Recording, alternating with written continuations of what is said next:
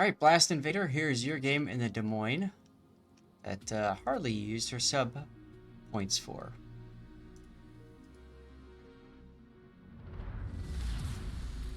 Battle starts.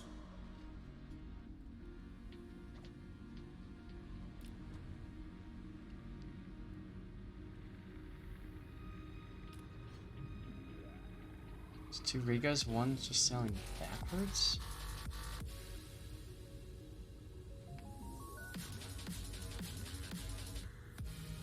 Confused.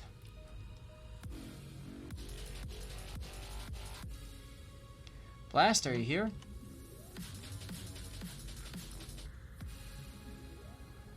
Well, one is playing a gear and one's playing a German ship.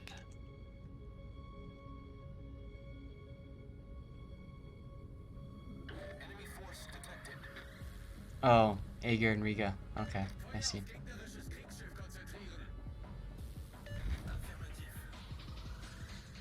Blast is here. Alright. So it's a tier 8 to 10 game. Gives you a lot more flexibility. And you're going to go post up south of Sea Cap. It's a pretty strong position for a Des Moines.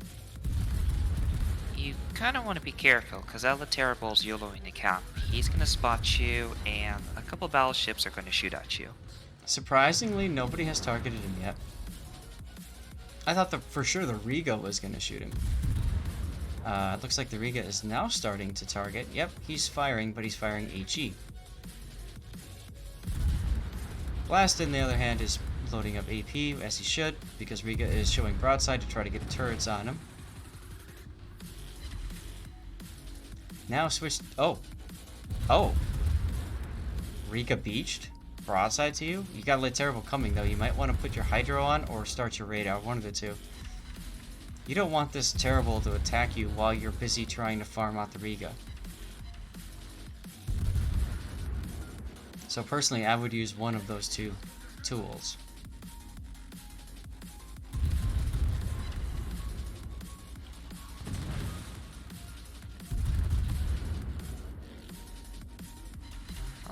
Riga gifting his entire body to you. What a generous man. And there he goes. Enemy cruiser foundered. Riga finally switched to AP. So you're going to take some damage there. FDG as well. Time to heal. But you got to figure out what this late terrible is. Like, if that late terrible wanted you dead, he would have killed you a long time ago. RPF would have not helped much in this case because he was pretty close. The squares would be pretty close. Yep. I wouldn't use both consumables at the same time here. Pick one or the other. You are very fortunate in that he's that close. You're going to be able to use the Hydro. Enemy destroyer sunk. And I would say that comes down more to luck that the enemy misplayed. Both of those ships really misplayed right in front of you.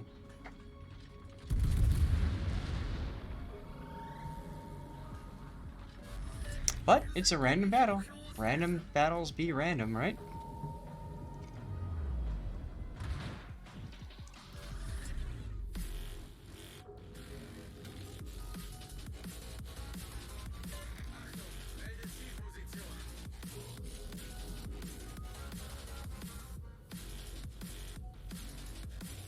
And you got two choices. One is to go into sea. The other choice, look at where the Lexington is going. The other choice is to go all the way up here and kill the carrier. That's kind of a juicy target. So you're saying there is a whole bunch of options, but only one is correct. Well, sure.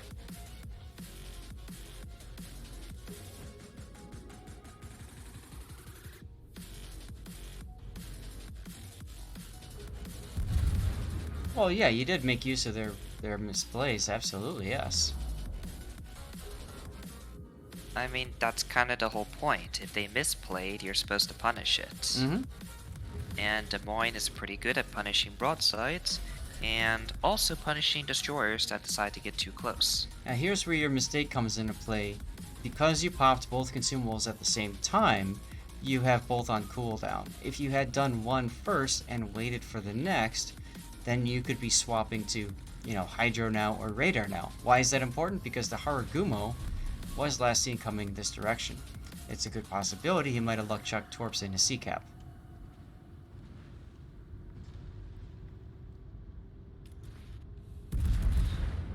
Oh, and now the Wooster wants to die. By going into the cap like this, you do get some points for capping, but you also lose some positional advantage. Yep, I still think the better choice would have been to go up the 8-9 line. Go up, or the 9 line. Come up around here, what are they going to do about you then? The HIV should have taken that position, but whatever, that's his problem. Mm-hmm.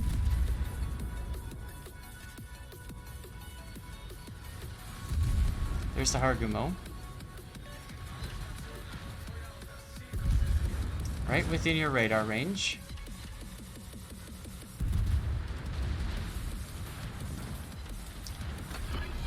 Got another giveaway going. Exclamation point ticket. We're doing another CC container.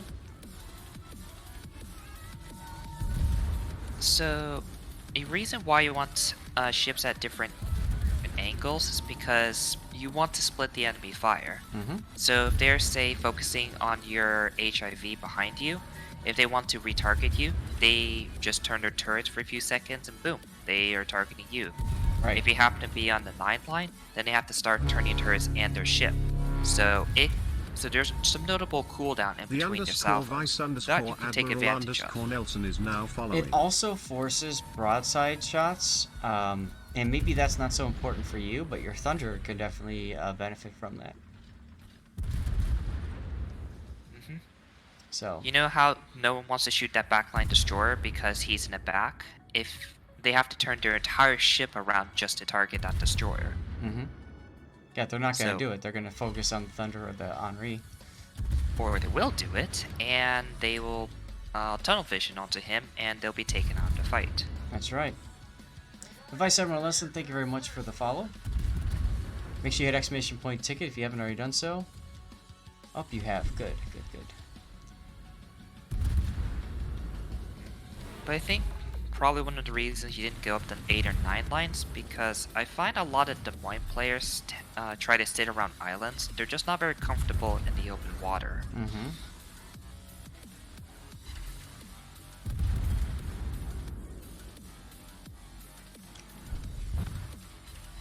Argumo Like, goes- like the U.S. cruisers are definitely powerful when played behind islands, but if you play open water like the other cruisers, it basically helps your positioning so much.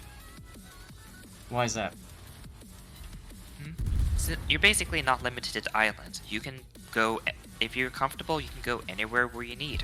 Mhm. Enemy pushing, oh, you're not tied to that island for life. If they, you need to get to a good position. Like, a lot of good positions are outside of where islands are.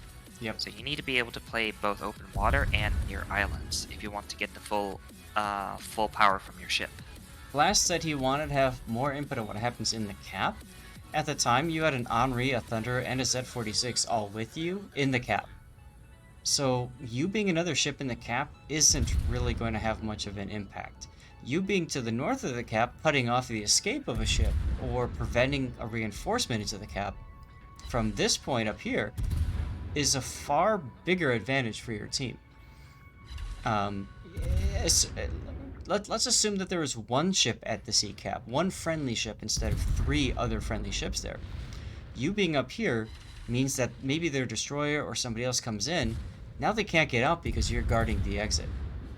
That's a kill zone.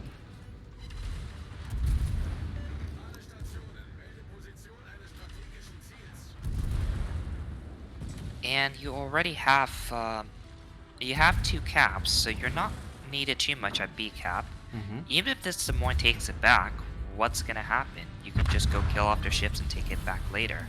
You're not in any, you're gonna win in 7 minutes. If it was switched, the enemy would take about 9-10 minutes to win. So you have a lot of time.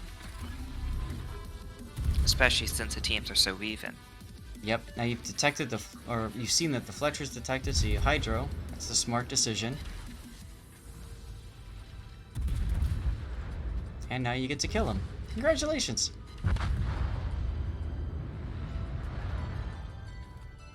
Now here, I might park myself at the edge of this channel coming out and just take pot shots at people as they come south of A. Because that gives you the ability to back behind the island and break line of sight if you need to for a little bit of time.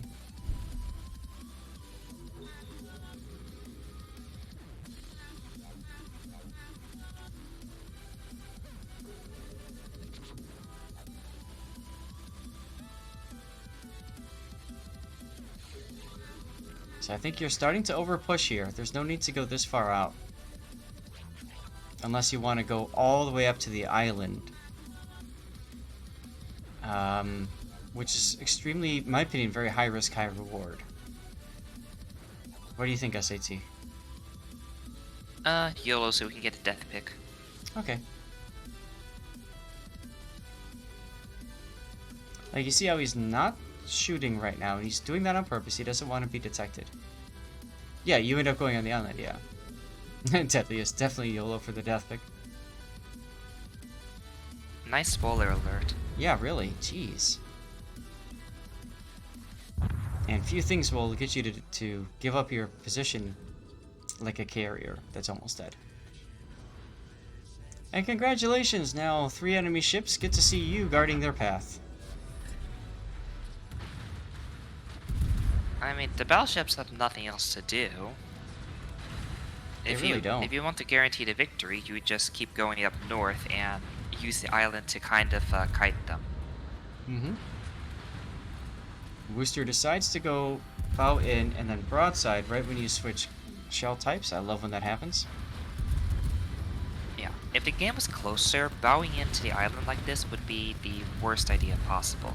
Oh, Des Moines is notorious for getting heavy penetrated from the front, and all 3 battleships should be able to pen your bow no problem. Yamato can even just pen your side armor. Mm-hmm.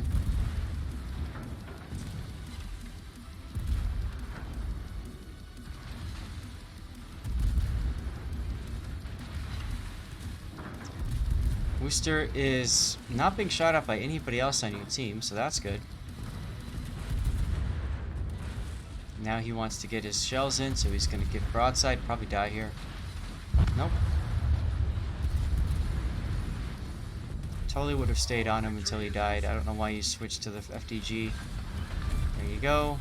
We've destroyed an enemy cruiser. Oh, look, Yamato. Yep, I saw you have Halsey. Congrats. That's where you should definitely put him. So now you reload that much faster. Yay!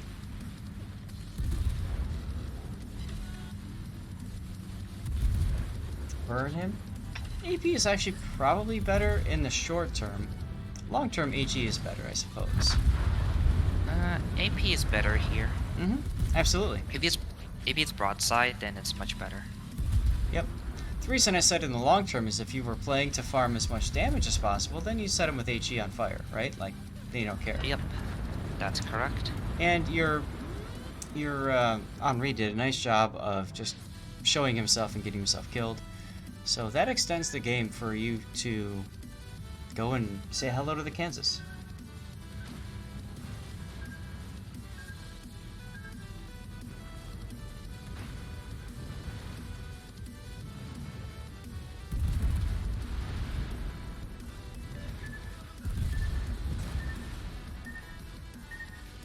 And of course, your teammate wants to make sure that you can't properly kill the Kansas. Major stanky PVTs. Alright, well... you should have taken a torpedo. And why? Make sure that it doesn't hit the Kansas, because he's trying to steal your kill and your damages. So if you take your teammates a torp, then it won't damage the Kansas, guaranteed. So you get more damage for yourself. Yep. I stopped this early because this is the Kansas is the last player on their team. So as soon as he dies, assuming by your RAM, then the replay is over. So we need to get ourselves in position for our death pick. This is the part where Deadliest gets excited.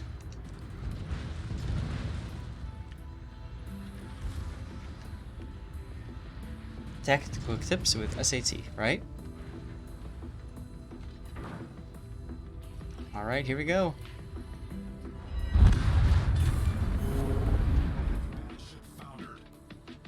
And that's the best. Oh, that's the best we can do. Let's see if I caught that with that screenshot button. Yes, I did. Okay. So I got that. Good, good, good. Let's see, where are we at on time? Okay, it's Marbles time, ladies and gentlemen.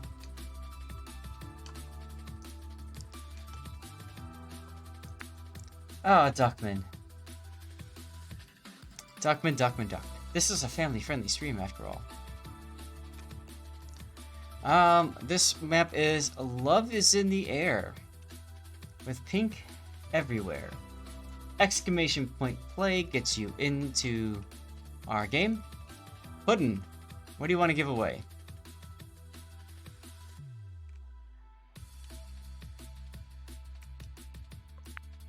Great sign.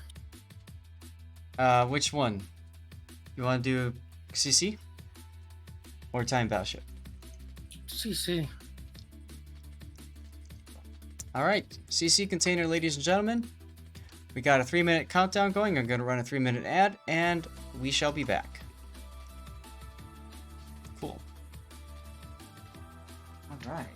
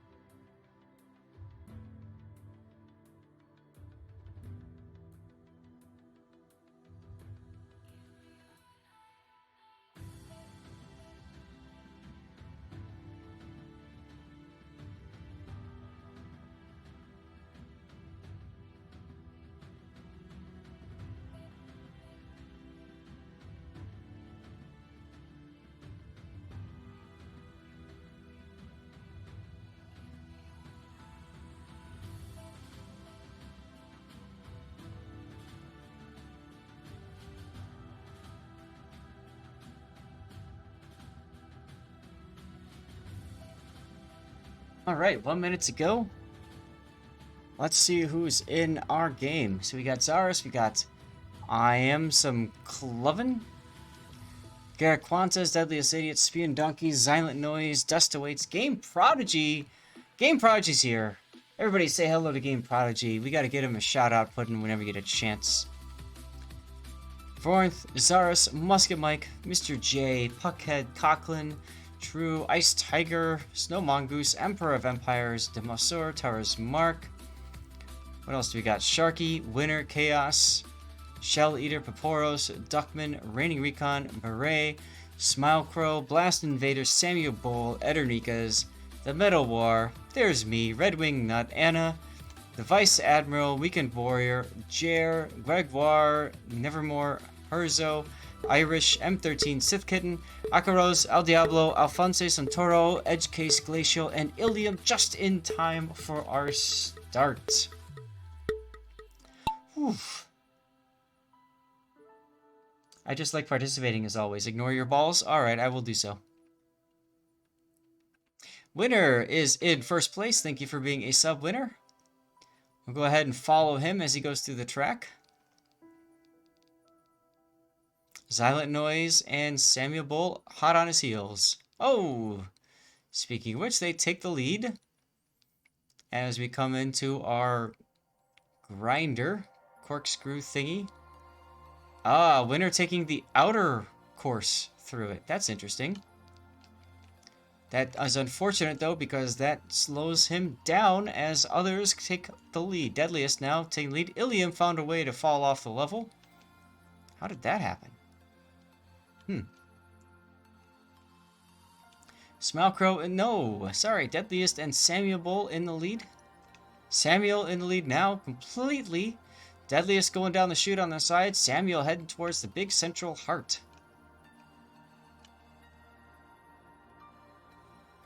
This course reminds you of the dentist, very gummy. Samuel now, way in the lead. He's going to take the ramp. There's the ramp. And he goes into the funnel. Ice Tiger 59 coming up next. Weekend Warrior falling off the level. Hi, Stevie. Oh, I'm joined by Stevie. Anna and Snow Mongoose fall to their doom. Shell Eater as well. Oh, there I go. I overshot the funnel, it looks like. Demosseur that just got yeeted off the level. There he goes. These things are deadly. There goes Game Prodigy. They pop up and they just yeet whatever's right on top of them. Samuel in the lead. Vornth, though, really close. Vornth could take the lead. Blast Invader actually could take the lead, too. Zaris going down. Who is it going to be? Samuel and Ice Tiger in first place, fighting on for first. They're going to hit the boost. You gotta be careful. If they get boost, they get yeeted off the level, possibly. Ice Tiger wins. Samuel takes second. M13 third. Blast takes fourth place. Whew. Whoops. Gotta get the lap cam over on Stevie. There he is, ladies and gentlemen. Apologize for the lighting. The sun is out and it is strong today. Vaporos takes 5th, Emperor of Empires takes 6th, Puddin takes 7th, Xylent Noise with 8th, Warmth 9th, and Eterinica's 10th. Ice Tiger's been following for 1 month, almost 2 full months. And he gets to win a CC container now. I Am Some Cloven, once upon a time, was clearly in the lead. Not so much anymore. Garquantis is excited he finished.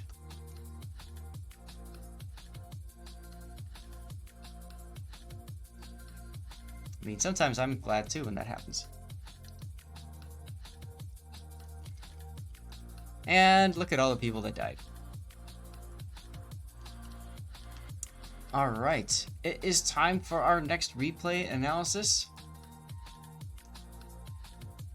We had a dude earlier used Cover My Replay, but I did not see him comment on which specific replay it was to cover. So I don't know what I can do about that.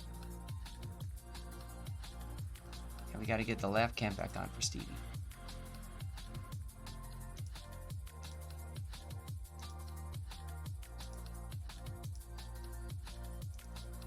What do you do with the code? You go to worldofwarships.com, log in, and click on redeem code, and then pop that code in. And then log into the game and open your CC container, and of course let us all know what you got. Hopefully it's a ship. Right, Stevie? Yeah, hopefully it's a ship.